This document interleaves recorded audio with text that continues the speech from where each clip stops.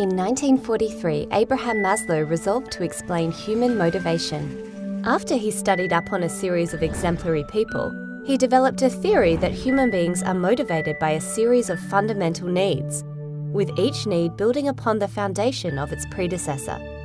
This theory was labelled Maslow's hierarchy of needs. At the base level is physiological needs. These are the basic needs of the body, such as to eat, sleep, and breathe. Once essential needs are no longer motivating us, we can move on to what we require next. This is our need for safety.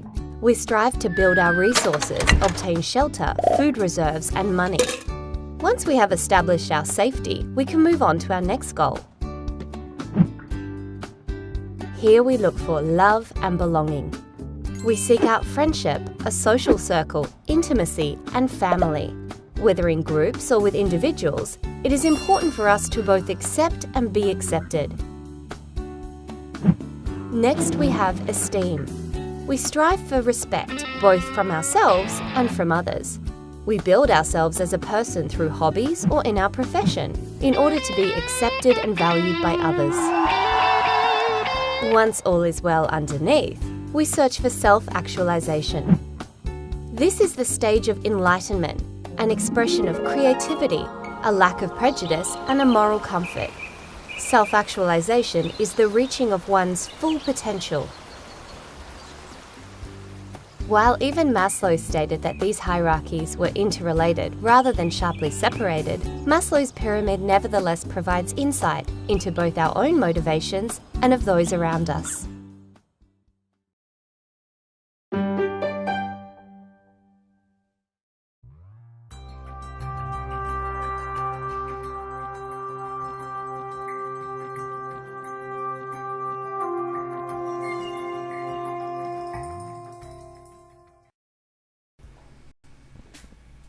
F.W. Taylor's scientific management. Who was Frederick Winslow Taylor?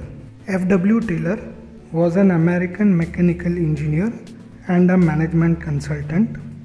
F.W. Taylor had developed the theory of scientific management in the year 1911. Due to his scientific approach towards management, he is also called as father of scientific management. A couple of these principles are very similar to a few principles of management issued by Henry Fayol. According to Taylor, all the management problems should be solved in a scientific manner and not by trial and error method. So let's see what are these principles of scientific management devised by Frederick Winslow Taylor. First principle is principle of development of science for each part of the job. According to Taylor, there may be many approaches to do a particular job or task. However, according to Taylor, there is always only one best way to do a particular job or task. Managers should make use of scientific methods to find out which is the best way to do a particular job or task before assigning that job or task to the workers. According to him, managers should not make use of guesswork to find out the best way of doing a particular job or task before assigning it to the employees or the workers. The managers should make use of scientific methods to calculate the time required to do each particular job.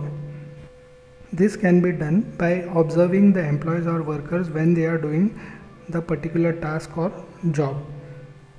The managers should make use of scientific methods to determine how much work an employee can do in a day, and they should use the scientific methods to find out the best way of doing a particular task or a job.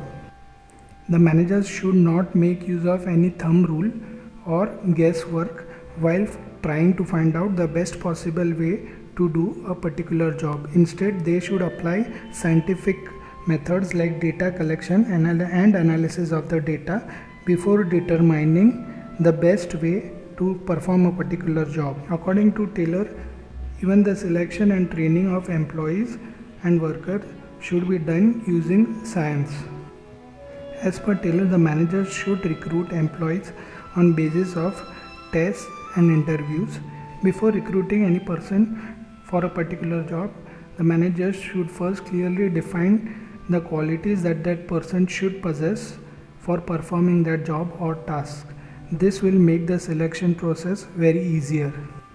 Taylor says that the managers should keep on training their employees from time to time in order to make sure that they give the maximum output by working in the most efficient manner.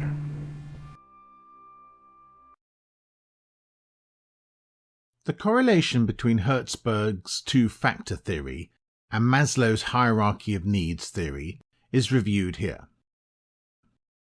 If you wish to know more about the two psychologists and their theories, you can see Hertzberg motivation theory and Maslow's hierarchy of needs on this website. Here we focus on the similarities and the differences between the two theories. We start with Hertzberg's two-factor theory, which is divided into two main groups of factors. These are hygiene factors and motivator factors. The second part of the comparison consists of Maslow's hierarchy of needs. It consists of 5 levels, and these are divided into two main categories, which are deficiency needs and growth needs. The two theories are now placed next to each other. Common factors for the two theories are that both theories are built from the bottom up, and both theories refer to human needs. Our approach is to look at this from a management point of view. As management, we have direct influence on the different factors in Hertzberg's two-factor theory. The theory is about factors that affect the employee's work. Maslow includes many other factors, not only factors from an employee's working life.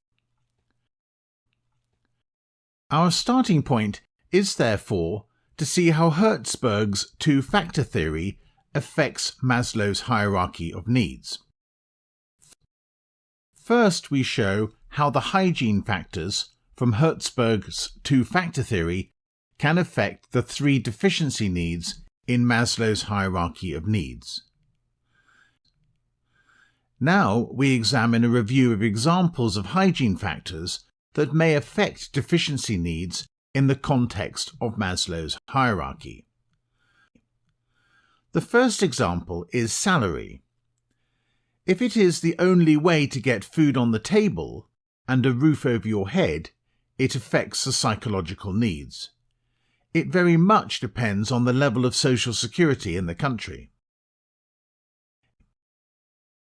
In most countries, salary affects the safety needs, which is also one of Maslow's 3 deficiency needs. Money in the bank gives the employee a feeling of security.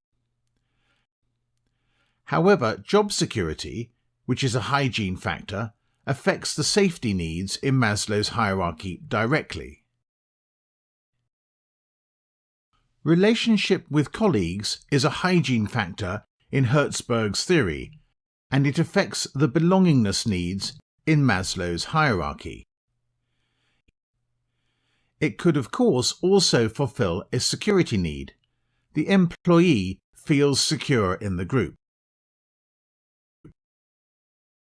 Now we move on to consider the next level in both theories. Our starting point is still how Hertzberg's two-factor theory affects Maslow's hierarchy. We will now examine how the motivator factors from Hertzberg's two-factor theory can affect the 2 growth needs in Maslow's hierarchy of needs. We are going to review examples of motivator factors that may affect growth needs in the Maslow hierarchy. Recognition from colleagues or management is a motivator in Hertzberg's theory, and it affects the esteem needs in Maslow's hierarchy of needs. Motivator factor meaningful work is, for some employees, part of their self-actualization. It often also covers esteem needs. The employee shows the world what he's good at. But that need is also one of the growth needs in Maslow's hierarchy of needs. Now we shall review a criticism of the integration of the two theories. In the videos dealing with Maslow's hierarchy of needs and Hertzberg's two-factor theory, you can find the individual criticisms of the two theories. Hertzberg only looks at the employee in a work context, while Maslow's hierarchy of needs deals with the individual 24/7. Hertzberg is actually a subset of Maslow's hierarchy of needs. We can, as a company, believe that we are fulfilling all the hygiene factors of an employee. But if the employee, in his everyday life outside the working place, lacks deficiency needs such as safety and belongingness, we are on an almost fruitless journey.